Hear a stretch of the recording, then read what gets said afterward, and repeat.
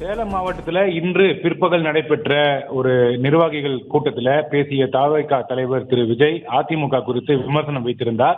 இதற்கு அதிமுக கடும் கண்டனம் தெரிவித்திருக்கிறது. அவர்கள் பதிவிட்டிருக்கக்கூடிய இந்த செய்தியில, நீங்க தனியாகவா வந்தீங்க பனையூர் பண்ணையார் அங்கிள் என்று கேள்வி எழுப்பியிருக்காங்க. அப்பாவால சினிமாவுக்கு உள்ள வந்தீங்க, வந்த சினிமா வழியே சூப்பர் ஸ்டார் ரஜினிகாந்த் அதே போல திரு விஜயகாந்த் ஆகியோரை பார்த்து காப்பி பேஸ்ட், அரசியலில் அடுத்த கட்சி வரலாற்று தலைவர்களின் லீகசியை திருடி காப்பி பேஸ்ட், இப்படி அடுத்தவர் குதிரையில் சவாரி செய்யும் நீங்க எப்படி ஒரிஜினல் ஆவீங்க என்று அதிமுக கேள்வி எழுப்பியிருக்கிறது.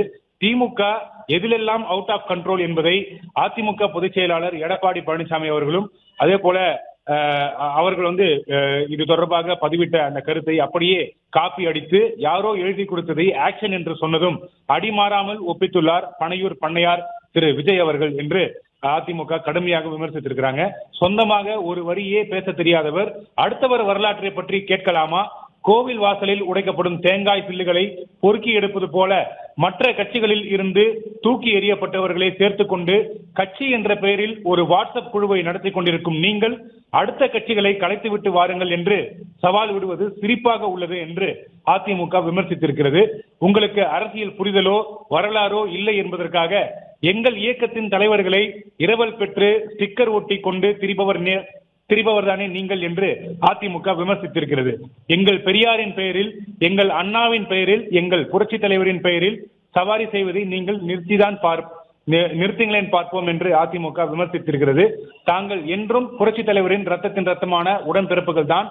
நாங்கள் இன்றும் என்றும் முன்னிறுத்துவது எங்களுடைய அம்மாவின் ஆட்சியை தான் என்று அதிமுக விமர்சித்திருக்கிறது.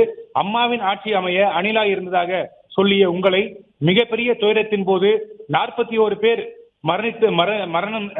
மரித்த போது பேசக்கூடாது என்ற அம்மா கற்றுத்தந்த அரசியல் பண்போடுதான் அதிமுக பொதுச் செயலாளர் எடப்பாடி பழனிசாமி நாகரிகத்தோடு நடந்து கொண்டார். அப்புறம் பனையூர் பண்ணையார் அவர்களே, இந்த FDFS டிக்கெட்டுகளை எல்லாம் 2000 ரூபாய்க்கு விற்பதெல்லாம் கொள்ளை இல்லைங்களா? அப்படி பார்த்தால் உங்களுக்கு ஒரு 30 வருஷம் கொள்ளை அனுபவம் இருக்குதானே என்று அதிமுக கடுமையாக விமர்சித்திருக்கிறது.